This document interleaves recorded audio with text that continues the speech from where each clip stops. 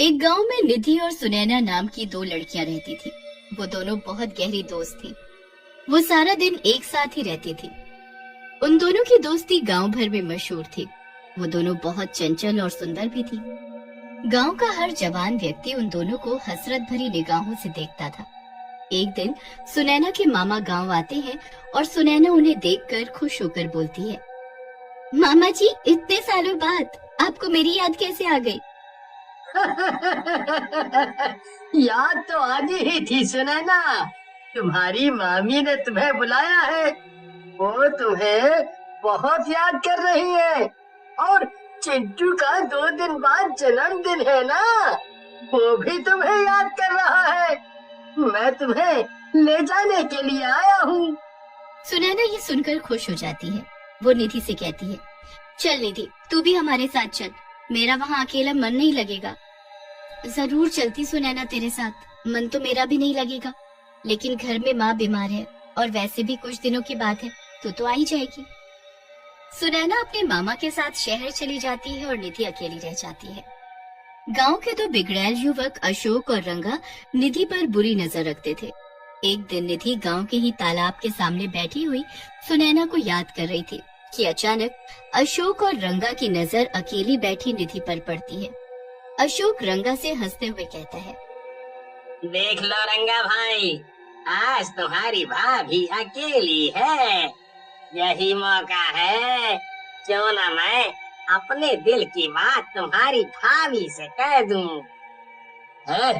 चुप कर फटीचर आदमी, वो मेरी भाभी नहीं, तेरी भाभी है। कभी अपनी शक्ल देखी है? आईने में फटा हुआ अंडा लगता है तू। रंगा भाई, आज इसकी दोस्त सुनैना यहाँ पर नहीं है ना, हम लोग इसीलिए झगड़ रहे हैं। अगर वो भी यहाँ होती तो हम दोनों एक एक से दोस्ती कर लेते हैं।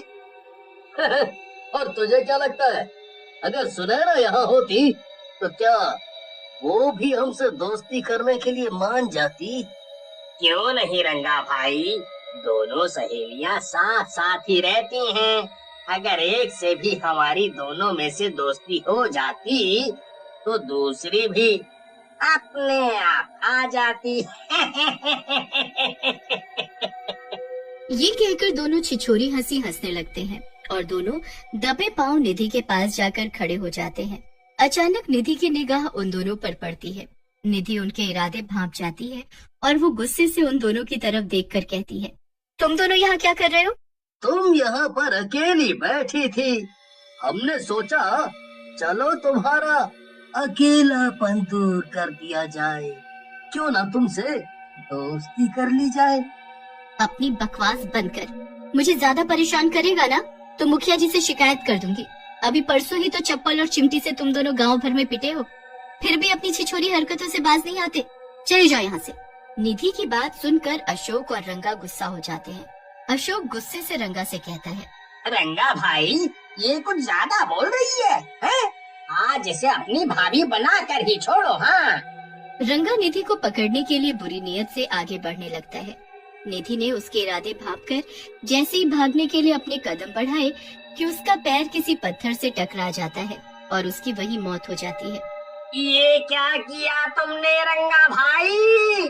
तुमने तो इसे मार दिया। अबे कैसी बात कर रहा है तू? ये तो बचने के लिए भागी थी, मैं तो बस इसे डराना चाह रहा था। मुझे क्या पता था ये मर जाएगी। अब ये सब बातें छोड़ो, ये काम जल्दी से करो। इसकी लाश तालाब में फेंक दो। कहीं गांव वालों की नजर इस पर पड़ गई तो हम दोनों के लेने के देने पड़ जाएंगे। सभी गांव वालों ने हमें इस तालाब की ओर आते हुए देखा है। हाँ। तुम सही कह रहे हो अशोक, हमें ऐसा ही करना चाहिए। इतना कहकर दोनों निधि की लाश तालाब के अंदर फेंक देते हैं। कुछ दिन बाद सुनैना गांव आती है, मगर वो निधि को मौजूद नहीं पाती। सुनैना निधि को हर जगह ढूंढती है, मगर निधि कहीं नहीं मिलती। सब गांव वाले उससे कहते हैं कि निधि कुछ दिनों से दिखाई ही नहीं दी। सुनैना निधि की माँ से भी पूछती है, माँ, क्या निधि गांव से कहीं बाहर गई हुई है क्या? मैंने हर जगह ढूंढा लेकिन वो मुझे कहीं नहीं मिली। नहीं बेटी, मैं खुद कुछ दिनों से परेशान हूँ। मुझे लगा था कि शायद वो शहर चली गई है, क्योंकि वो तेरे बगैर रह नहीं पाती थी ना। ठीक है माँ, मैं चलती हूँ, आप परेशान मत हो, आ जाएगी वो घर। उदास होकर सुनैना उसी तालाब के पास जाकर बैठ जाती है जहाँ पर निधि की मौत हुई थी। सुनैना वहाँ पर रो रो कर निधि को याद कर रही होती है। मेरी प्यारी सहेली निधि, तुम कहाँ चली गई? मैंने तुम्हें हर जगह ढूंढा, लेकिन तुम कहीं नहीं मिल रही। आखिर कहाँ हो तुम? तुम्हारे बगैर मुझे बिल्कुल भी अच्छा नहीं लग रहा। निधि, तुम कहीं भी हो, वापस आ जाओ। अचानक से रंगा और अशोक फिर वहाँ पर आ पहुँचे और रंगा की नजर अकेली सुनैना पर पड़ जाती है। रंगा अशोक की तरफ देखकर कहता है, देख रहे हो अशोक, सुनैना निधि से ज्यादा खूबसूरत है। आज तो मैं उसे तेरी भाभी बना कर ही छोड़ूंगा। कहीं तुम पागल तो नहीं हो गए रंगा भाई? अभी कुछ दिन पहले ही इसकी दोस्त निधि यहीं मरी थी। हमें यहाँ से चलना चाहिए। मुझे कुछ ठीक नहीं लग रहा। तू तो हमेशा से डरपोक रहा है साले। जो मैं इसकी दोस्त के साथ नहीं कर पाया, इसके साथ जरूर करूंगा। इतना कहकर रंगा सुनैना के पास चला जाता है। सुनैना उन दोनों को देखकर चौंक जाती है। रंगा सुनैना की तरफ देखकर कहता है, कैसी हो मेरी जान? लगता है यहाँ पर बैठकर अपनी दोस्त को याद कर रही हो। कभी कभी हमें भी याद कर लिया कर जाने मन। रंगा ने ये बात कही ही थी कि अचानक चारों तरफ हवाएं चलने लगती हैं और तालाब के अंदर से अजीब अजीब सी डरावनी आवाजें आने लगती हैं। ये देखकर रंगा और अशोक बुरी तरह से घबरा जाते हैं और देखते ही देखते तालाब के अंदर से एक भयानक चुड़ैल निकलती है और रंगा और अशोक का गला पकड़ लेती है और उनकी तरफ गुस्से से कहती है, क्या बात है मेरे राजा, आज मुझे देखकर प्यार नहीं आ रहा? आज मुझे देखकर प्यार नहीं करोगे? चुड़ैल! अशोक भाई, ये कहाँ से आ गई? हाँ, मैं चुड़ैल हूँ। मैं उसी वक्त चुड़ैल बन गई थी जिस वक्त तुम दोनों ने मुझे उस तालाब के अंदर फेंक दिया था। मैं कब से तुम दोनों का यहीं पर इंतजार कर रही थी। चाहती तो मैं गांव में आकर भी तुम दोनों को मार देती, लेकिन मैं तुम्हें इसी जगह पर मारना चाहती थी। अब तुम दोनों मेरे हाथ से नहीं बचोगे। रंगा और अशोक ने चुड़ैल से बहुत मिन्नतें की, लेकिन चुड़ैल ने उन दोनों का सर धड़ से अलग कर दिया। सुनैना ये सारी वारदात बहुत गौर से देख रही थी। उसने चुड़ैल से डरते डरते कहा, मुझे मत मारो चुड़ैल जी, यहाँ पर मेरी दोस्त अकेले अक्सर बैठ जाती थी।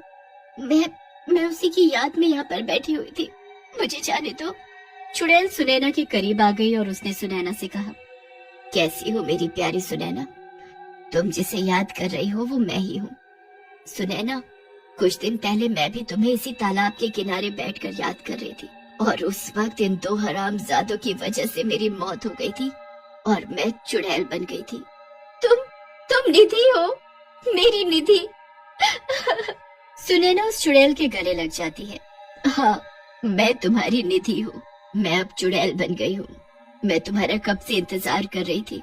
तुम ही मुझे मुक्ति दिलवा सकती हो सुनैना, लेकिन कैसे? इस तालाब के अंदर मेरी लाश है, तुम उसका अंतिम संस्कार करा दो, मुझे मुक्ति मिल जाएगी। इतना कहकर चुड़ैल पानी के अंदर चली जाती है और एक कंकाल लाकर सुनैना को थमा देती है। सुनैना सारे गांव वालों को इकट्ठा करके अशोक और रंगा की सारी करतूत बताती है।